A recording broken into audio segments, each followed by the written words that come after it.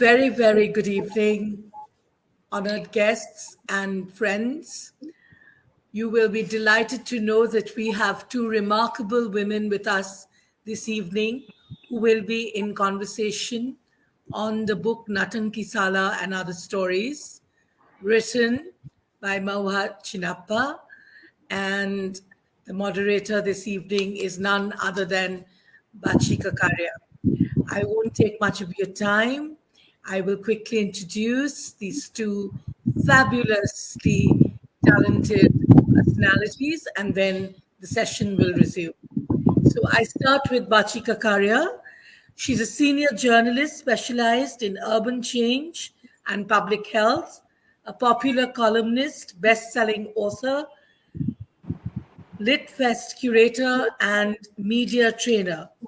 She was the first Indian board member of the Paris based World Editors Forum and is a Jefferson Fellow of the East West Center, Honolulu.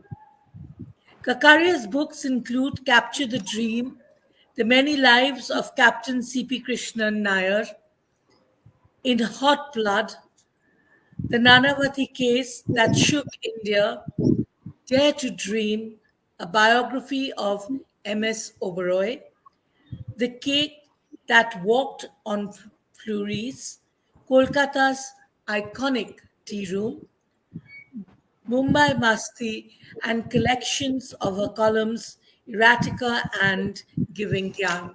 Thank you, Bachi. Thank you so much for coming on the Readers and Writers platform. We are so excited that we will be hearing you in the next 40 to 45 minutes, and we really cannot wait for this session to start.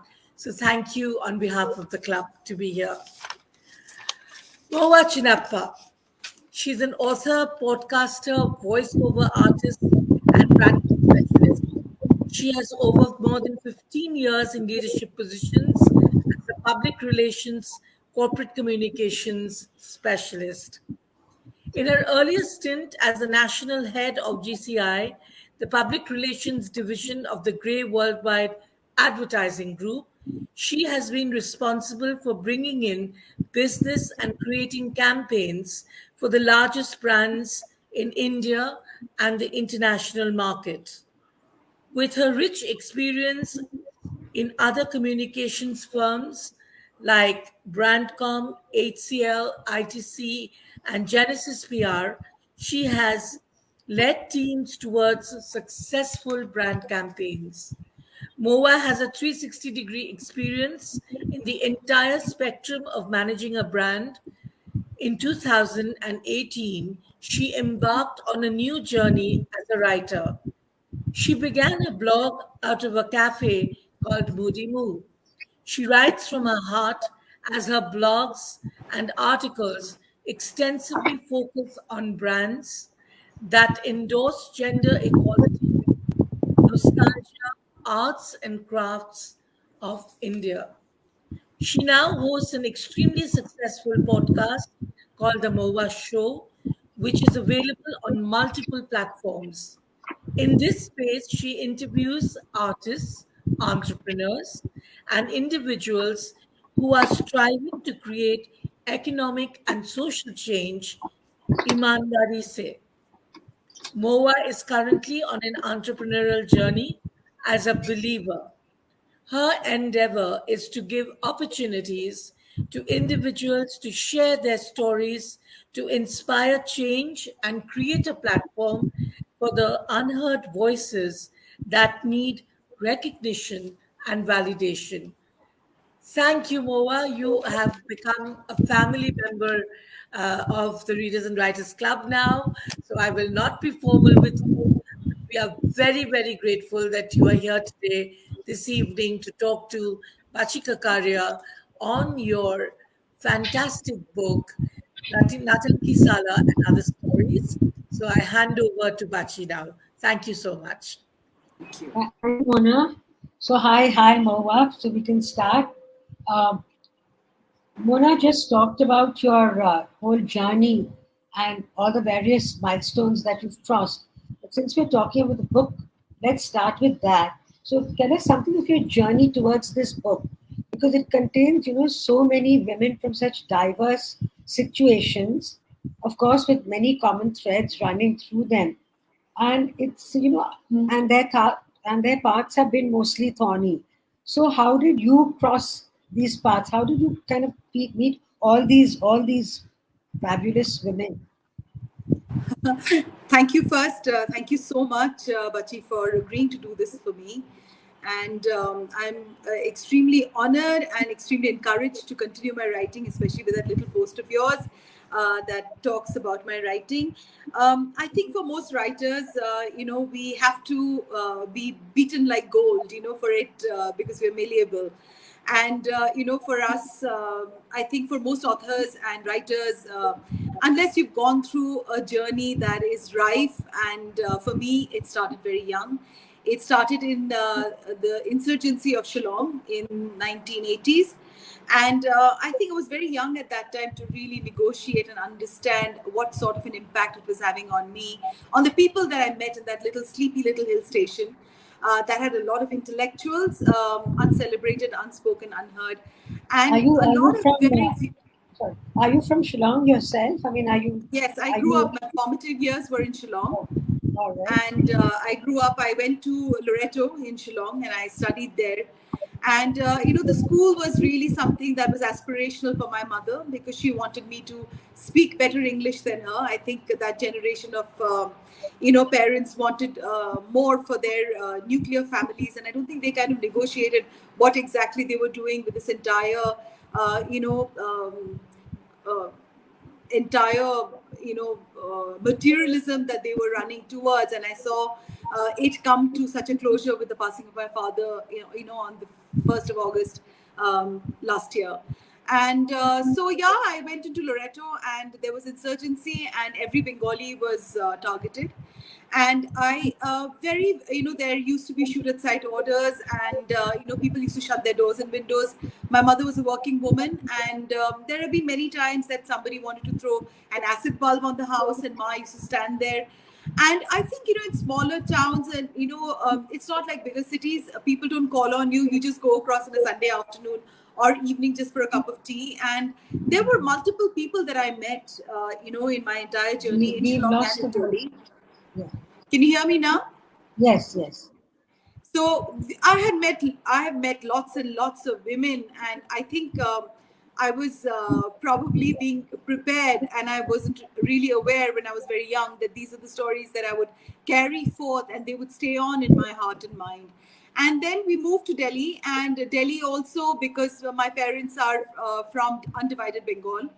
And there was a certain angst, and there was this whole trying to find your roots again back in Delhi, and which I did. And Delhi really embraced me in a very huge way because it didn't care whether I was Bengali or not Bengali, but Shillong did. And Yeah, but CR Park is very Bengali, and you might well think because you get all the sights and smells, and you can almost smell the shingara frying, and and you can see all the bodhis and their saris. So, and all the names. I mean, that's what really strikes you. You walk into CR Park and you're just seeing Chatterjee, Banerjee, Mukherjee, the whole lot.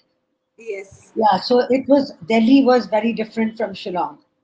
yes, it was much more peaceful because I think it was a cosmopolitan city, and nobody cared whether I was a Bengali or not. All they asked me was this: that "Tum kadwa tel mein khana banate ho kya?" And I had to understand what they meant by kadwa tel. They meant mustard oil. Right, right, And yeah. the usual thing of her Bengalan. Kala jadoo karti hai, and things like that. But But it was in all what in part? jest. But in what part? I mean, like, sort of, because all these women that you've got, I mean, like, they aren't the kind of women you come across in your job as a brand builder and as a, your previous life. So how did you really find them? I mean, were they all there in Shillong and Delhi in your Yes, early growing up years? yes, Okay, yes, okay, yes. all right, I all right, actually quit journalism, Bachi, to go into PR because okay. and I think that maybe it was the right thing to do because I am in a better position now. I know how to market and brand things, Yes, and yeah. sometimes there's a little regret that maybe today if I'd continued with journalism, my world would have been a little different. But of course, I chose to be a stay-at-home mother. And I was a housewife for very long. I fell ill, and I think that has been quite a journey for myself.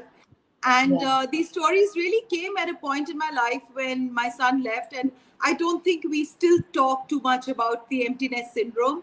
It completely drove me mad because I kind of didn't know what to do with myself, after my son left, because there was this whole The purpose son that I left had. England. Where did he He go? went for London to study. Was. Oh, sorry. Yeah, my son left for London. He left for London to study, and there was this empty room, with his uniform, his bottle, and I kind of didn't know what to do with myself anymore. So in my own head, I think I thought that I was still that same person who had quit her career willingly, joyfully, semi-reluctantly, but yet wanting to embrace and become this all, encompassing mother who. But I kind of didn't negotiate what I was doing at that time. And Okay. I imagined that when I would go back to working world, it would be at the same position, but it wasn't so. The world Yeah. had changed in that entire Yes. decade. Correct. So now these are all very touching women's stories. This is the common thread that they're all like yearning for home. They're having to face rejection, betrayal, unfulfilled sexual desires. Now, whose story really resonated with you most? If you were to pick from this, I think many of these stories resonate. Most of the protagonists, there's somewhere a slight, I mean, I have to feel for each of my protagonists. Only then I would be able to write. What right? I remember is Biswas will not speak about her. I really like that story a lot because, it surprises me that. Can you hear me? Yes. Which one was that story? Biswas will not speak about Oh her. yeah, will not. Yes. Okay. Yeah. Yes, that story, why it stays with me, because I just feel that, in spite of it being a matrilineal tribe, the Khasis, they still need a man to complete them. Yes. And Yes. how odd is that? That, they actually don't need to go into the son's house, into the Right. husband's home, and yet they still yearn for a man to complete their lives. Right. So, yes, I mean, each of the stories, I think also, what do you mean by everyone's entitled to desire? Because I think desire as a subject, I don't think any one of us are allowed to address. Um, Teen Choto Chamuch was somebody that I knew. Caged Bird was, again, I tried to imagine myself when, I heard about a case. Yes. Who I knew closely, and I don't want to take her name right now, on this Okay. Yes. platform, Okay. Yeah. for murder. And, she was accused. And yes, so I put my heart and soul into each of these protagonists because as a woman, there is some emotion that we will all relate to in a universal way. It's a very collective consciousness that as I think for women. Okay. Now, in your preface, you spoke about your own struggles with autoimmune disorder and your own isolation and rejection. So, would you like to share that part if it's not too personal? No, no, no, not at all. I mean, in fact, I do speak a lot about it because I just feel that, falling ill is really not the best thing for a woman. Because, as a woman, when you fall ill, you are, I think what I did was I was denying the fact that my body was giving up on me. It started, when my son was very young. And then to watch that from school, he used to come and run straight to the maid. That bothered me. So at one level, I was not willing to give up that power equation, or not power, maybe the affection. I didn't want that to be divided. There was another part of me that was very frightened about my marriage because I was so unwell that I couldn't step out. And, What I what think was as a your woman, when you what was your disorder? it was an autoimmune disorder that kind of almost I was bedridden for a very long time. My Okay. right arm, it didn't move above the elbow. I had an eye that was that had an uveitis. I could have just lost my eye if I the steroids were not there, and I started putting on the weight. Food became like the only way to salvage any emotional breakdown. And then the feet had a bandage forever. I don't know. I mean, I had started accepting. Dr. Shawls used to have this little patti that has to put into my middle finger, on my feet, on one of the toes, and it had a pad underneath. And I continued my life by popping painkillers, and finally one day I just couldn't get up anymore. And I think because I was so able all along, nobody wanted to see me in any other way. Right. And I think my relationships all around me wanted me to be this person who was all the time putting things together instead of just taking herself as a priority. My son was extremely young at that time, and I wanted to get well for him. And I eventually found a really good doctor who reversed my disease with a lot of medication, which went on for almost 6 years, of very high sulfur drugs. And I was, there's one differentiating factor when I speak to more people is this, that I was very meticulous about my medication because I wanted to get better. And That's yeah, today here I am. Anyway, Bachi. so congratulations for that. Thank you. Yeah, because looking at you and for what you've done, it's really remarkable because it's so easy to just lapse into self pity and malinger. So congratulations. Thank Okay, you. now you said again in your preface that you took some creative license so that the stories would. So how much did you dress? How much did you dress up these stories so that they would? What was your phrase that you had? Stay in your heart. Well, I think I So, used so a how lot much of is that? Yeah, yeah, I didn't dress them up too much, but I definitely use a lot of imagery and metaphor in my writing. That's just right. my style of writing.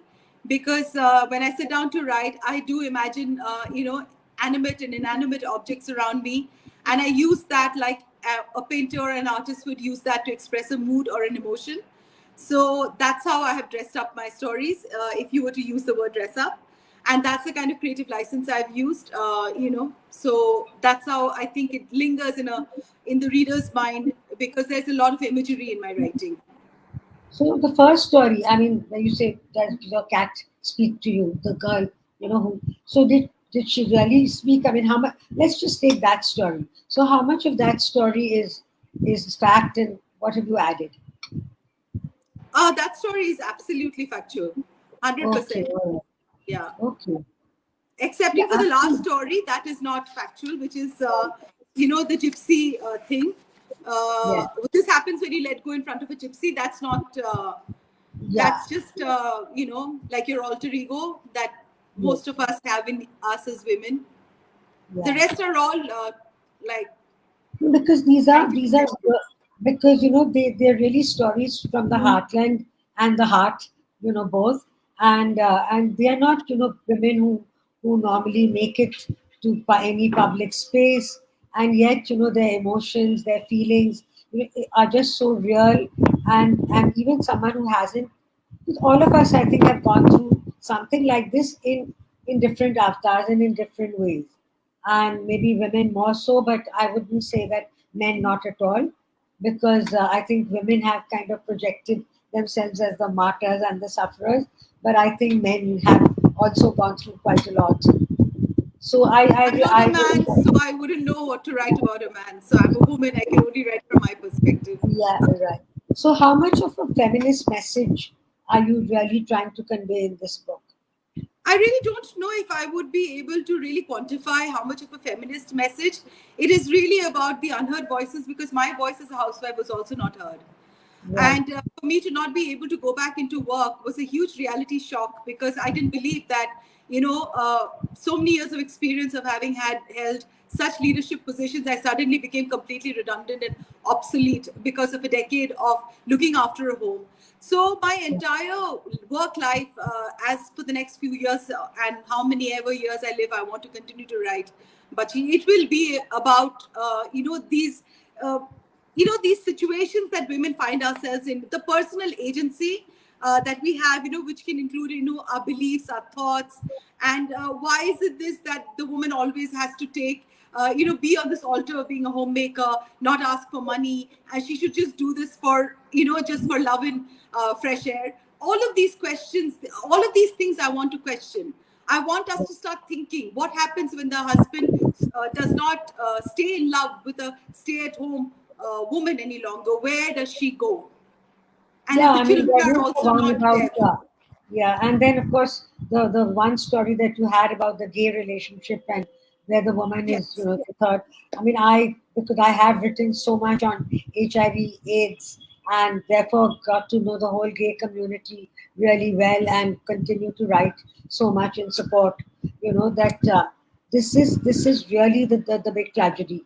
That it's, I mean, we all speak of, it's very, very important for women that same-sex relationships are out in the open, because otherwise it's a woman who's kind of, trapped in a situation where her husband has a relationship with a man, and he can being a man, he can kind of go out and lubricate that, sorry to use that word, but who can sort of follow up with that relationship. But the woman is completely isolated, and she can do nothing, and she has to, keep up this pretense.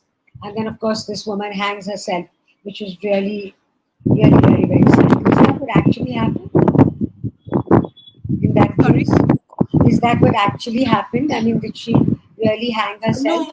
No. Here I have used a bit of creative Yeah. license in the But story. I guess Yes, her I've life would have changed been it. as good as if she had Yes, ended it. Right. yes. Okay. Okay. All right. So, if I may say so, I found one jarring note in this whole the way that you've handled the book. That, there are these very, very warm, very, very warm human stories, and then you kind of seem to want to intellectualize it, and and bring in that the reference, the trend, the social trend. You've sort of said, okay, so many women, get married as as children, or you bring a whole big trend into it, and kind of, it somehow seems as if it's a little pretentious, if I may say so, because you didn't really need to do that. The stories say that without you having to lay it on with a trowel. So maybe you have a very good reason why you did it. So So, Bachi, to begin, I think my entire writing journey began with Instagram. And because nobody was willing to give me work, right? They did not think that I would be intelligent enough to even write, my resume or my CV. And when most doors shut on me, I know nobody wanted to sign me in. I signed myself in.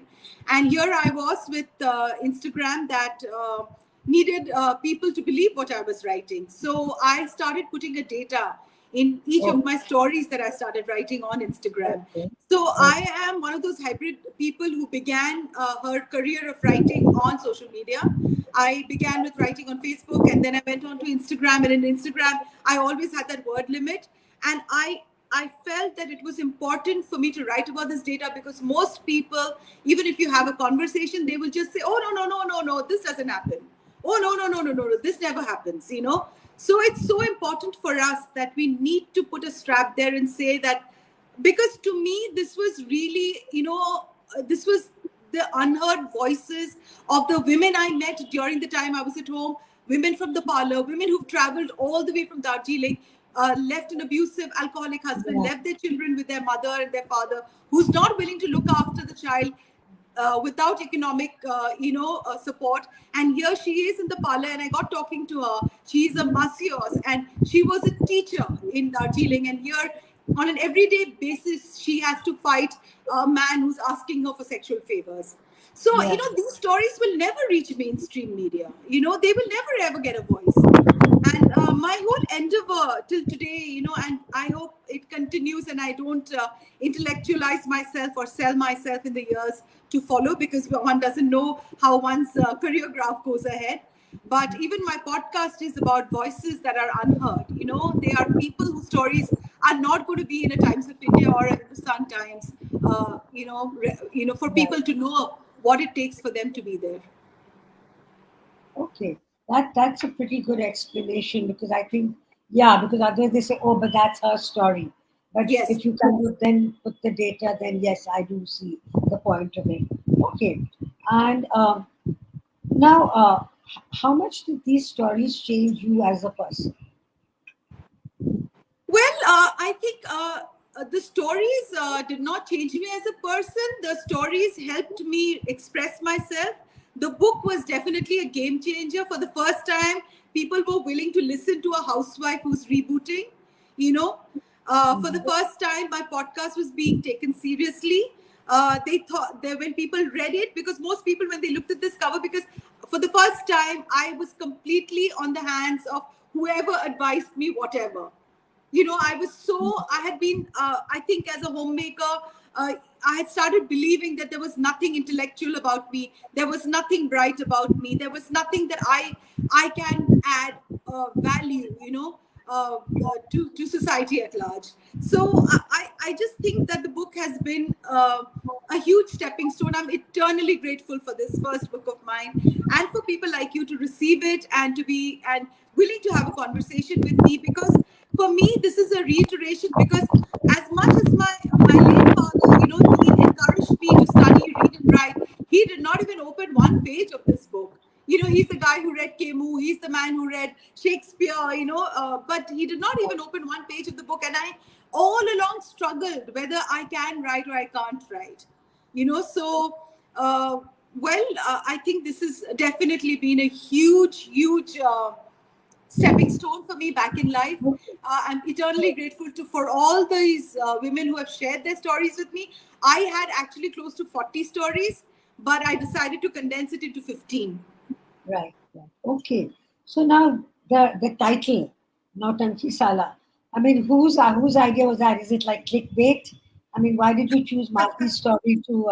She's Malti, right? Yeah, Malti's Yeah. story to be the second story in Actually, the I book. will not use the word clickbait in this because, of course, this title was chosen by the editor who was with me at that time. And, she felt that it would be a catchy title for a first time author who doesn't have any history of any work, because people had forgotten who was Mohua Chinappa, who was there in Grey Group, apart from writing grocery lists and being part of, the school PTA. Am I capable of anything else? She said that, the yellow color and, Nautanki Sala would be a good title to have on the cover. And also, I think Malti's story is extremely very, very important in this entire book, because Right. Malti is not really changing her life. She is, in one of these, theaters in a village, and she's moving on to go into the city, to join the same thing, probably She's at a only so changing her location. she's Yeah. just changing her location, but that change of location itself is a power for her to not Right. turn back and look, at that house with the broken comb lying there, the dog pulling her, her dress to stay back, in a playful way. When you think about it, for a woman like her to make this kind of leap, it really is. It's like it speaks volumes. It's one thing for an educated woman to leave home and go and like sort of me, for instance, leaving Calcutta, going to Bombay because I joined the Times of India as a trainee and just left everything. But it's you're still very much in a very familiar milieu, and or even a thing like when I moved to Delhi and people said, "Oh my God, how will you be able to survive Delhi people?" And someone said, "Oh, but she's going to meet the kind of people she meets anyway back." Back in Bombay. So she's not really going to see the really coarse, worse face of the Delhi person. And that is really true. So, but for a person like Malti, to leave a small town and then go and and not look back and get onto that. It's not even a bus. What does she get on? She gets onto a lorry, Truck, right? yeah. A truck. Yeah, yeah. No, so this is it's really. I mean, I really did find these stories. Really chastening in the sense, just as if I may say so, sometimes like you write a lot about people with disability, and you kind of say, for instance, people with multiple sclerosis, where it's a brilliant mind and a disobedient body, and what does it take, or even just like watching a program which was being done by the Spastic Society. I mean, I would sort of really felt that, for these children to take this one step was equivalent to somebody else climbing a mountain. Absolutely. So it's, yeah, I mean, these stories are just so very revealing and so, in their sense, inspirational, inspiration to people like us, who really have had a very, very different fate, outlined for us. So I'm glad you put it down. Yeah. Okay. And now there's a lot of migration in these stories. There's a lot of stories are about migration, one way or the other. Can Yes. you say why? Migration You mainly because maybe because my parents have migrated. I have migrated. I have moved from, Shillong. I was born in Delhi and I moved to Shillong. From Shillong, I came into Delhi. From Delhi, I moved to Kolkata. From Kolkata, I moved to Bangalore and now I live in Bangalore. And all oh, these shifts, what has it done to me and what has it done to my father? So I've just completed my second book actually, and I'm getting down to doing the manuscript now. And my second what book is is purely on displacement, what it did to him as a man. you and know is it like again stories of people or your no, these are or letters to my father that I oh I wrote. see. Yes, letters to him that I don't think we could ever have this conversation when he was alive. And So these I are look at. letters that you've written in your head or letters that you actually wrote? I've just finished. This is my second book that's going to come out No, I soon. know, I know. So this book is letters to your father, but they were like the actual letters you wrote, or is No, the no, no, book like, no, no, okay, no. all right, okay, fine. So now writer, podcaster, voiceover artist, branding specialist, which of these hats makes you feel very good about yourself? Or tell me, let's talk a little bit about each of these since we've got time. Bachi, I think I need to write to survive. I have to write. I write when I'm miserable. I write when I'm anguished, which is most days. My mother is really, really unwell, and she's falling apart with my father's passing. I never saw so much of love between them when they were together, but it's strange what it does to older people when they lose a spouse. So I write. For me, writing is like how it's to quench a thirst inside me. I mean, I have stories to share, and I want to write forever. Podcasting is something that I enjoy thoroughly because it really opens up my world. I get to meet tons of wonderful people across the globe, and we've done some amazing podcasts. It is by accident that the podcast has done so well. I mean, I never So expected it. tell us a little bit about the kind of themes that you have in your podcast. Well, my podcast is an interview series, and Mhm. we do interviews with people from activists, actors, writers, authors, people who are in the NGO sector, people who are entrepreneurs, architects, everybody. And we've also spoken to a lady in from South Africa who's a lawyer and an activist for dress ironing that is still prevalent even now. And so these are things that women, we've always been targeted, Bachi. And we need to know that all these sexual biases, they are passed on by our grandmothers and mothers to us. It's time for us to call it out. It's time for us because when I did that podcast with her, she mentioned that these were 7 to 10 year old girls whose mother and their grandmothers believe that they're protecting them. So this hot wooden club is heated, and the breast is beaten and then bandaged, and even the girl is gaslighted to believe that this is being done because there is love. Who Yeah, will address these things, right? We've yeah, also had girls from the Kamatipura area, from Bombay, their mothers who were bar dancers, mothers who are sex workers, but these girls have gone ahead and studied and started to make a life of their own. And they've come in and spoken to us, and I was ashamed actually of myself when I asked her a question, and I said that now when you get a job, would you be moving into a different space? She said, why would I move to any other place? Kamatipura is my home, and I was raised not by one mother but by 100 mothers, because when I came back from school and my mother was doing her work, I was being fed by another mother. And it made me think about women. It made me think of this camaraderie that I seem to not find it among the clubs that I go in. I don't seem to find it among the people that I meet on a drink or a lunch or a dinner, in the best of the restaurants. And it's amazing that when you delve deeper, you see these human stories. I have a young girl in my house, who's a Bodo girl. She's left her hometown when I think she was probably 7 after her mother passed away. And she came to me when she was about 20, and she's been there now for very long with me. But you hear the stories of these little girls, the places when they were thrown out of work for having stolen a Maggie packet and eaten that Maggie because the children in that house were eating Maggie and she wanted to eat that Maggie. So, Yeah. I mean, there are stories everywhere around us, and we need to talk about these things. We need to have that kindness, that compassion. I mean, everybody's talking about spiritual and they want spiritual awakening, spiritual growth, but we talk about it. How much do we practice it on an everyday basis? Do we say thank you when we go into that coffee shop and there is a girl all the way from Assam, all the way from Darjeeling, who may be confused about putting that order because she's just come in a few days back into that cafe?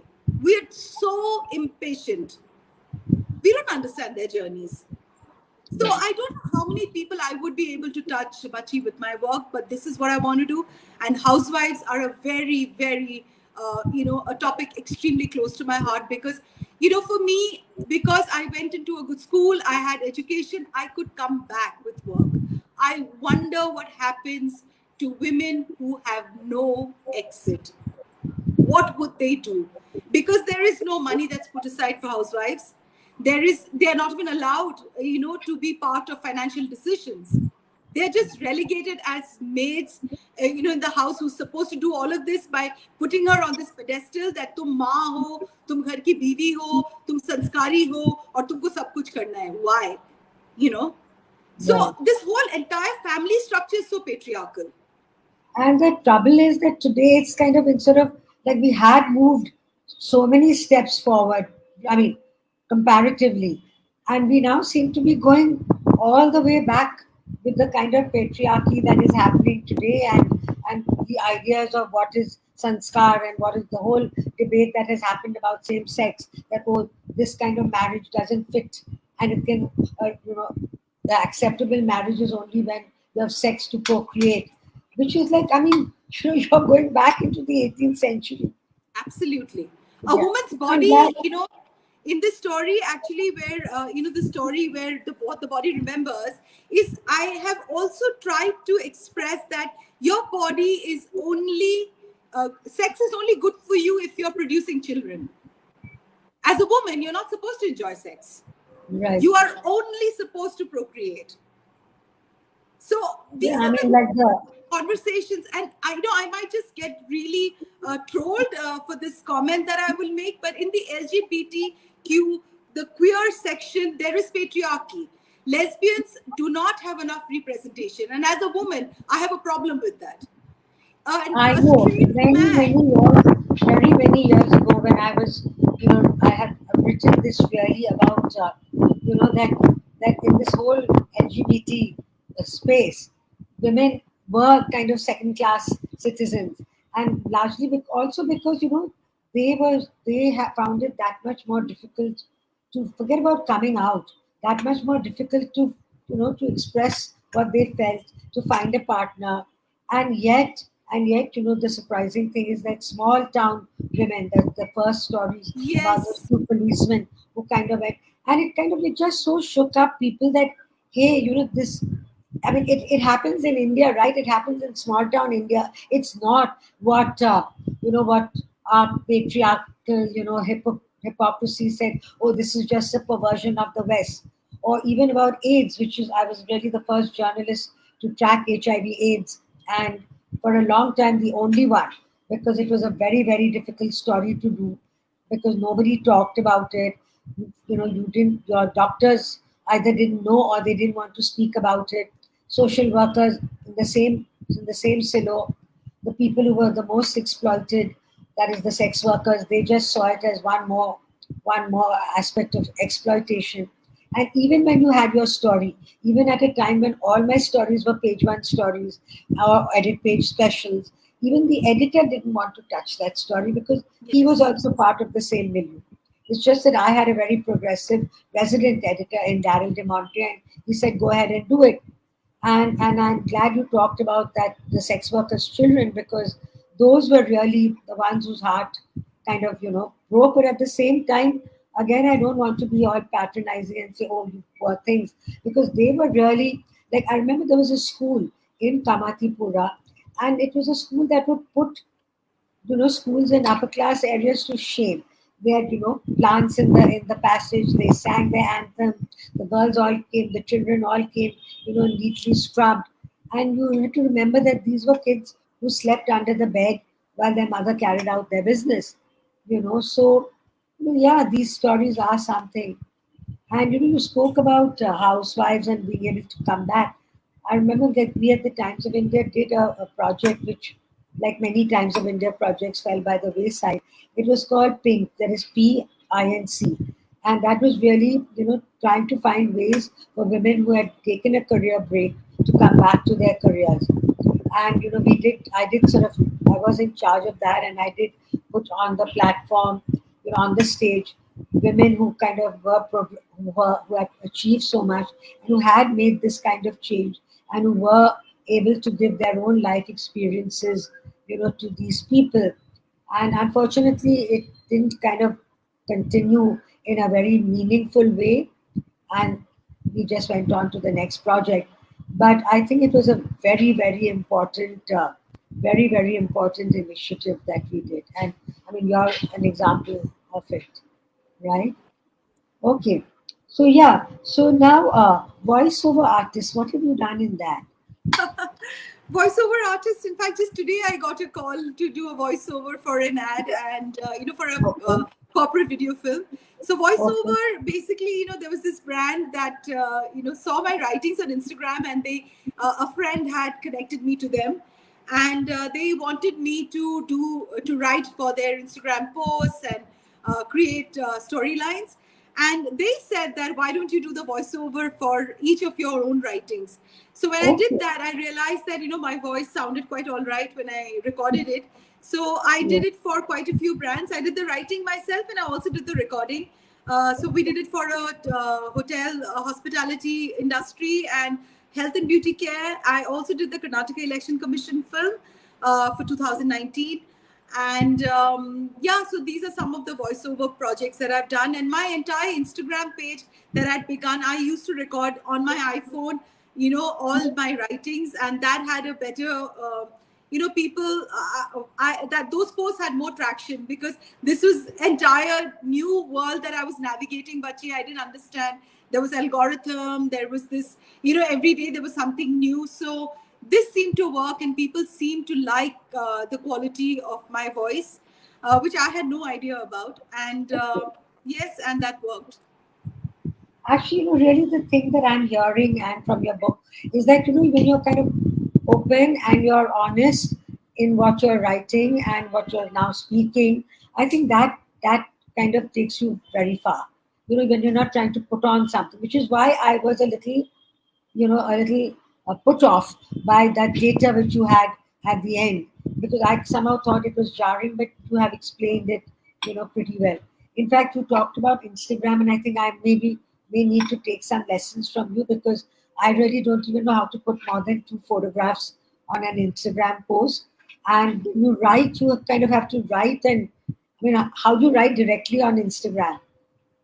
I write every day, but I Yeah, write. but I you write just directly write on just a the break. Instagram thing, or you have to write somewhere and then, I generally kind of, write somewhere and do a cut and paste of it, a you would copy have to, paste of it. Yeah.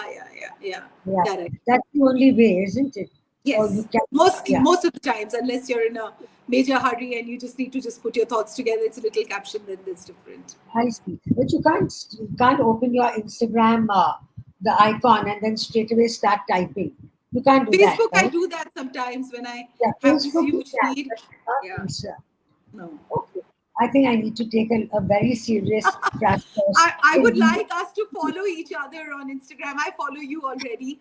Oh, I'm I see. Mohua underscore Chinappa. I am so bad at following, and even like people say, I yesterday, in fact, I sat down because Sushruta said, I have sent you a friend request. And I said, oh my God, I'm so bad. All I use Facebook for is to post my column, and then I forget about it.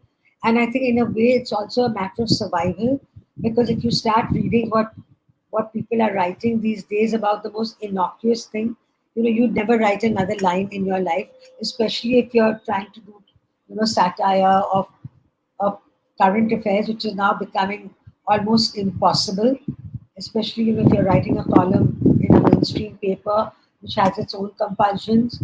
So what I call my bandwidth is getting wider and wider, because each day it's, oh no, not this guy, oh no, please don't speak about this.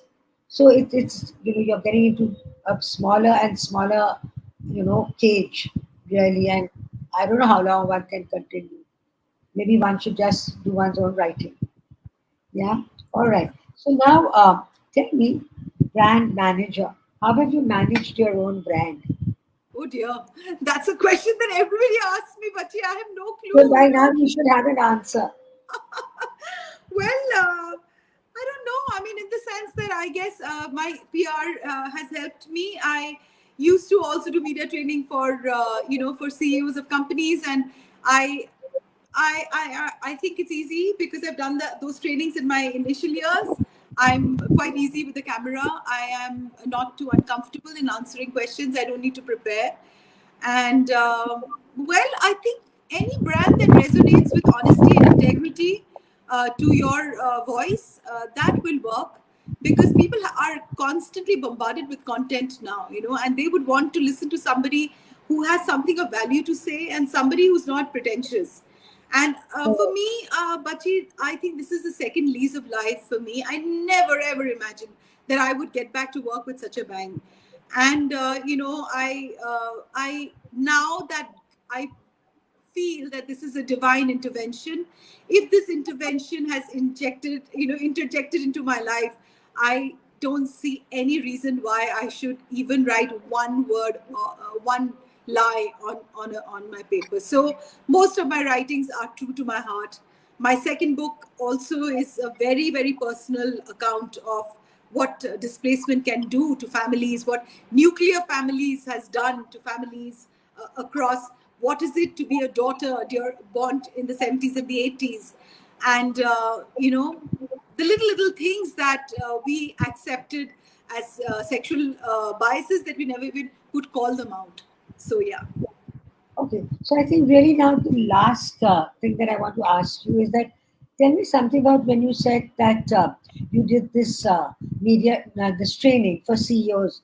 Like, just sort of run us through what is the kind of train. I mean, what did they want to be trained in Well, speaking skills or? yes, yeah. If there is any uncomfortable situation, I had managed the entire Britannia challenge because Gray had Britannia as one of their accounts, and I worked very closely with that account. I was nationally heading their PR division, so which Okay. meant that I had to get in touch with the media when the CEO was ousted, who I knew very well.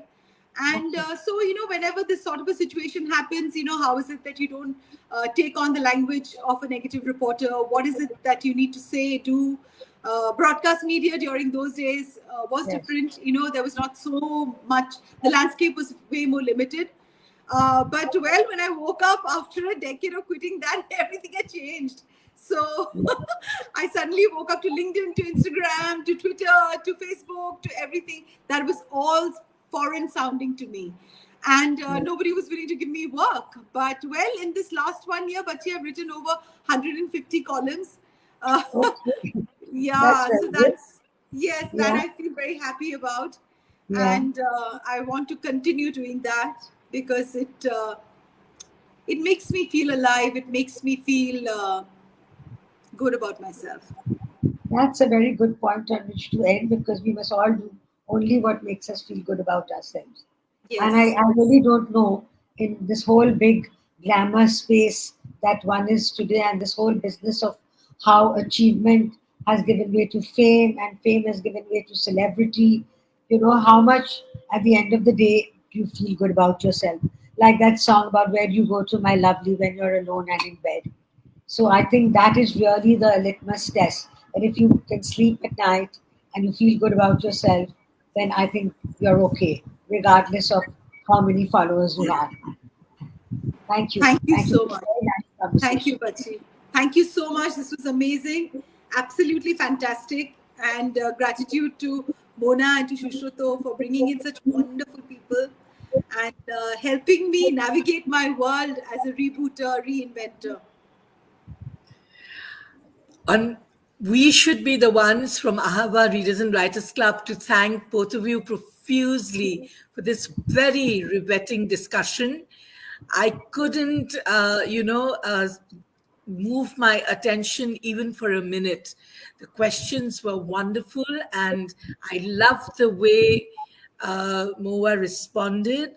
And Bachi, sort of almost ran through your life, apart from the book Nautanki Sala and other stories. So it was so interesting to get a perspective of Moa from different angles, as an author, as a podcaster, as a brand manager, etc., etc. And the questions were very poignant, and very, very, very nicely done. So thank you so much, Bachi. I know how busy both of you are, and both of you have taken out the time and have given your hearts to this conversation. So a very big thank you, and the readers have thoroughly enjoyed. And all the best to you on behalf of the members of the Readers and Writers Club. Thank you so much. Thank Have a very good evening. Thank you. Thank you, Bachi. Thank you, Mona. Thank you, Mohua. Thank you, Mona. Thank you, Sushruta.